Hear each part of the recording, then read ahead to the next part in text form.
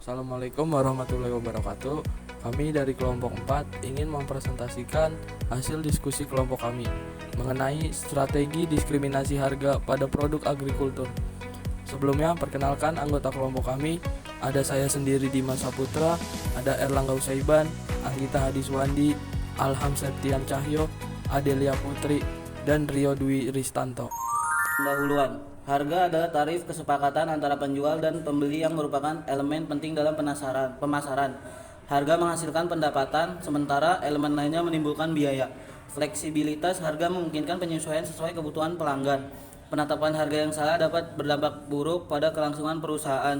Penetapan harga harus seimbang antara profitabilitas perusahaan, kepuasan pelanggan, dan permintaan. Strategi penetapan harga termasuk diskriminasi harga yang berlaku pada berbagai industri seperti iklan, televisi, pendidikan, maskapai penerbangan, dan listrik.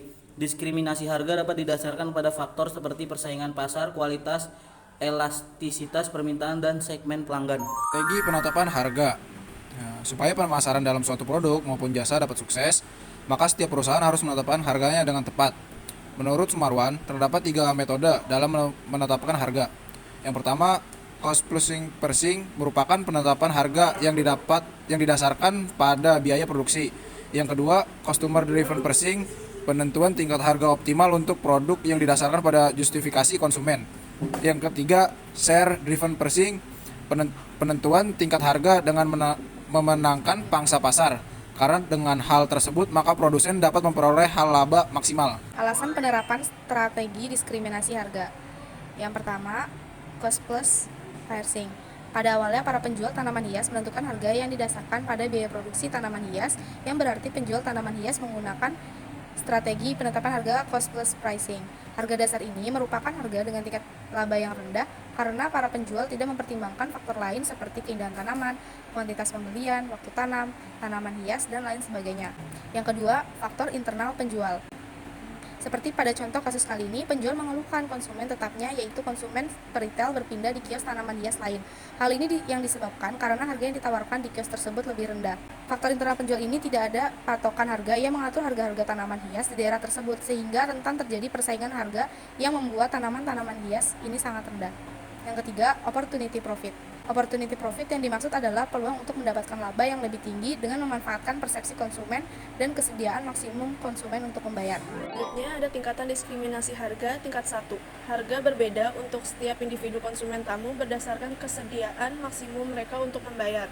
Contoh kasusnya yaitu petani menjual sayuran langsung ke konsumen di pasar lokal. Mereka mungkin mengenakan harga yang berbeda untuk setiap pembeli. Misalnya, petani mungkin memberikan harga lebih rendah kepada tetangga yang dianggap tidak mampu membayar harga penuh, tetapi menjual dengan harga lebih tinggi kepada restoran mewah yang membutuhkan produk berkualitas untuk hidangan mereka. Tingkat 2, potongan harga atau bonus diberikan untuk pembelian dalam jumlah besar, terutama untuk konsumen tamu. Contoh kasus pada tingkat 2 yaitu distributor besar atau supermarket yang membeli produk pertanian dalam jumlah besar dari petani sering mendapat diskon per unit. Misalnya, sebuah toko grosir yang membeli 100 ton beras dari petani mungkin membayar harga lebih rendah per kilogram dibandingkan pembeli kecil yang hanya membeli 100 kg beras. Yang terakhir yaitu tingkat 3, harga berbeda diterapkan untuk kelompok konsumen paritel dan konsumen tamu. Untuk contoh kasus tingkat 3 yaitu hasil pertanian yang diekspor sering kali dijual dengan harga lebih tinggi dibandingkan produk yang dijual di pasar domestik. Karena konsumen di luar negeri biasanya bersedia membayar lebih untuk produk premium. Misalnya, kopi kelas premium yang dijual ke pasar internasional mungkin lebih mahal daripada yang dijual di pasar lokal. Cara dan proses penerapan diskriminasi harga. Yang pertama, ada memisahkan segmen konsumen, di mana penjual memisahkan 2 segmen konsumen utama, konsumen peritel dan konsumen tamu. Mereka biasanya sudah hafal dengan konsumen peritel karena mereka membeli hampir setiap hari. Yang kedua, pengenalan konsumen secara mendalam. Penjual melakukan pengenalan mendalam untuk konsumen tamu, mengamati penampilan, kendaraan, dan cara mereka memilih tanaman. Ini membantu mereka menentukan kesediaan maksimum konsumen untuk membayar. Lalu yang ketiga ada komunikasi dan negosiasi. Penjual berkomunikasi dan bernegosiasi dengan konsumen paritel dan tamu secara berbeda. Untuk konsumen tamu, mereka memberikan informasi tentang tanaman dan memberitahu tentang konsumen. Negosiasi biasanya dimulai dengan harga tinggi yang dapat disesuaikan berdasarkan interaksi. Lalu yang terakhir ada menetapkan harga akhir. Harga akhir untuk konsumen paritel biasanya tetap, sedangkan harga untuk konsumen tamu lebih fleksibel dan dapat bervariasi berdasarkan penilaian penjual tentang kemampuan konsumen untuk membayar.